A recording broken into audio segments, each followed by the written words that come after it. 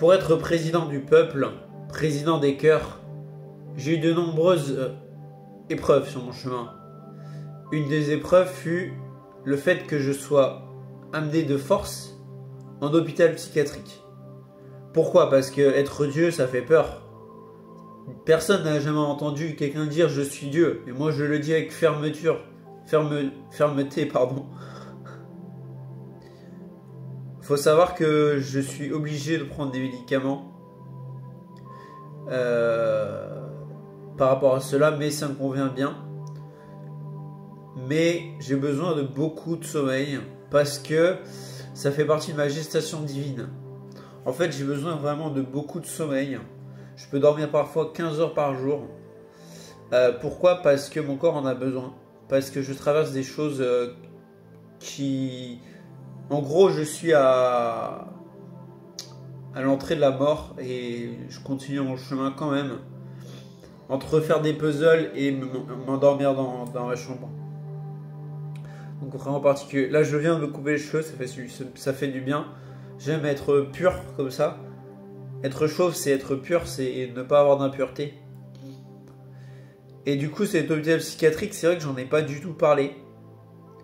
C'est une expérience vraiment particulière que j'ai vécue avec parfois douleur, parfois soulagement.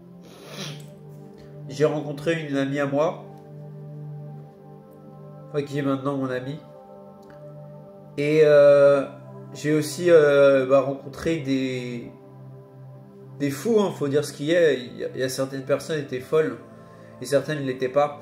Et surtout, la particularité, c'est que là-bas, j'avais le droit d'être Dieu. Tout le monde m'appelait Dieu en fait, ou Jésus. Et il y a même une aumônier qui a dit, je lui ai dit que j'étais Dieu et elle a dit vous avez la figure du Christ, mais vous n'êtes pas Dieu. Ouais, bah on est quand même pas loin du coup. Et ce qui est drôle, c'est qu'après, mon amie Amandine, elle a entendu une conversation.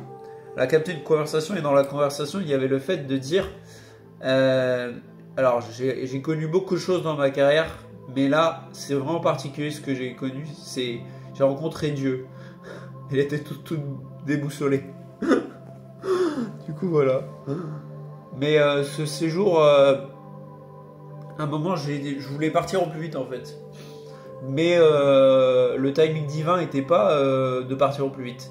C'était d'endurer une certaine souffrance, honnêtement. Parce que j'ai eu un médicament et j'aimais bien le nom, je le trouvais joli. Abilify, ça s'appelle. Je le trouvais super sympa le nom. Je trouvais un peu comme Ability to Live. Il y avait un côté joli. Mais je me suis fait un peu avoir là-dedans, du coup. C'était prévu. Et en fait, après, du coup, vu que je voulais aller le plus vite possible, moi je me disais, je veux sortir le plus vite possible.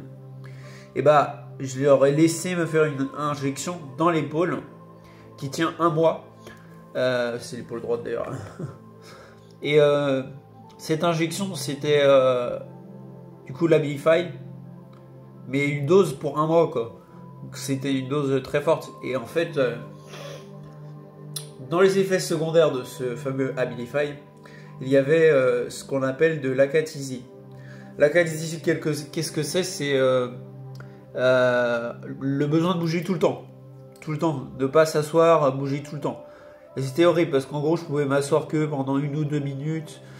Je faisais le puzzle en étant debout à moitié. C'était hyper dur, franchement. Et j'ai survécu parce que je suis solide malgré tout. J'ai trouvé plein de stratagèmes.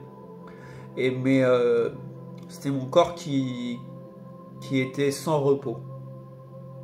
Ouais, c'était mon corps qui était sans repos et c'était compliqué à vivre. Mais je l'ai vécu et j'ai traversé ça.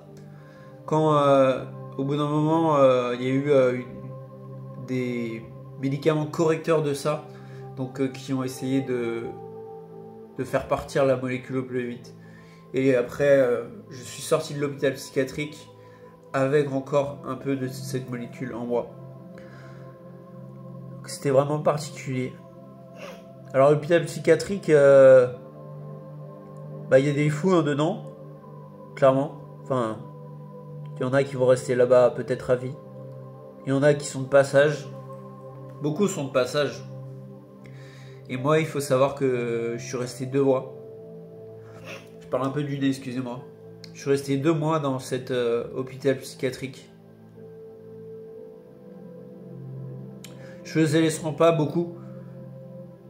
Et je marchais énormément du coup, tous les jours.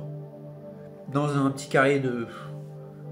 Je sais pas combien en mètres carrés, mais bon, c'est pas très grand. Tu faisais le tour en 1 minute. Sachant que je marche vite en plus, alors... C'était une sacrée aventure. Malgré tout, je regrette pas parce que j'en avais besoin sur mon chemin. Parce que ce que j'ai vécu là-bas par moment, j'aurais pas pu le vivre tout seul. Je serais... Bah, je sais pas, je serais peut-être mort. Ouais, je sais pas. Mais pour autant, c'est une expérience et s'il fallait la revivre, je la revivrais. Parce que ça m'a appris beaucoup de choses sur la nature humaine. Parce que dans ce genre d'endroit, il y a moins de filtres. Les personnes mettent moins de filtres. Ils m'appelaient Dieu parce qu'ils reconnaissaient en eux que c'était vrai. Alors que maintenant, personne m'appelle Dieu parce que... Bah parce que déjà, ça les terrifie. De se dire que Dieu est sur Terre. Mais voilà. Donc...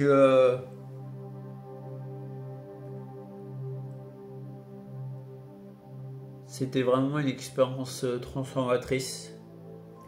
Je suis rentré chez moi et j'étais dans un état d'extrême faiblesse où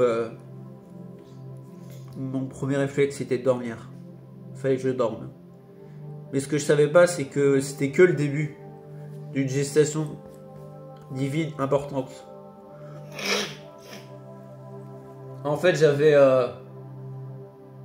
j'ai eu plein de moments où j'étais à l'abîme de la mort. J'avais plus aucune force. Parce qu'en fait, mon appartement, c'est un endroit extrêmement vibrant. Il y a des hautes vibrations partout. Mais vu que moi, j'étais dans des vibrations beaucoup plus basses en hôpital psychiatrique, il a fallu que mon corps s'habitue à ces vibrations. Maintenant, c'est bon. Mais quand même, il a fallu du temps, et de la persévérance, et surtout de la foi dans mon chemin. Parce que c'est vraiment pas un chemin classique. Imagine, tu te réveilles, t'as dormi, tu te réveilles et tu te rends compte que t'as dormi, mais c'est comme si t'avais pas dormi en fait. Tu peux même pas marcher au-delà de ton appartement. Imagine, c'est horrible. Mais j'ai vécu ça. Et je faisais des puzzles pour... non pas pour passer le temps, mais pour traverser ça. Et chaque puzzle m'a appris des choses sur moi. Chaque puzzle a activé des parties en moi. Par exemple, j'ai un puzzle du jaguar là, pas très loin. Donc le jaguar, c'est aussi la solitude, c'est faire face à l'ombre de la solitude. Mais voilà. Je pense que ça résume pas mal cet hôpital psychiatrique.